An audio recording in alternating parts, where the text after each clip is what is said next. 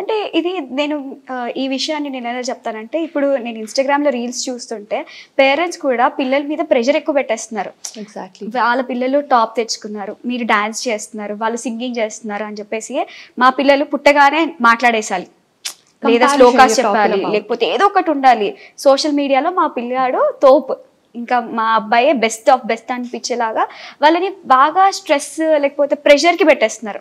So పిల్లల్ని అని చెప్పలేం, కానీ దానివల్ల చాలా అనారోగ్య సమస్యలు, అంటే మనకి యాంగ్జైటీ ఇష్యూస్, పిల్లలకి హార్ట్ అటాక్స్ ఏంటండి కొత్తగా. అవునండి, అది వినడం అయితే మరి 13 ఏళ్ల పిల్లాడికి హార్ట్ అటాక్తో చనిపోవడం అంత దారుణ పరిస్థితికి తీసుకెళ్ళిపోతున్నారు. అండ్ ఆల్సో రీసెంట్ టైమ్స్లో ఫర్ బ్రివోక్స్ ఇట్ సెల్ఫ్ మేము ఆల్మోస్ట్ 1500+ స్టూడెంట్స్ని మేము ఇంటర్వ్యూ చేసామండి, and 500+ teachers. All of them are from the government schools particularly. So అక్కడ మేము అబ్జర్వ్ చేసింది ఏంటంటే, all of this government school children they go to public schools, government స్కూల్స్కి వెళ్తారు. అక్కడ కూడా పేరెంటల్ ఎలాగంటే ఒక పేరెంటల్ ప్రెషర్ అండి. బేసికలీ వాళ్ళ ఎక్స్పెక్టేషన్స్ మేము రీచ్ అవ్వలేమేమో అన్న ఒక థాట్ తోటి కూడా లాస్ట్ 5 to 6 years నుండి సూసైడ్ చేసుకునే వాళ్ళ రేట్ 36% వరకు పెరిగింది ఇండియాలో. సో దానికి we can't blame parents, but also ఏంటంటే గ్రోయింగ్ అప్ విధానం ఏదైతే ఉంటుందో పెంచే విధానం అనేది మారాలండి.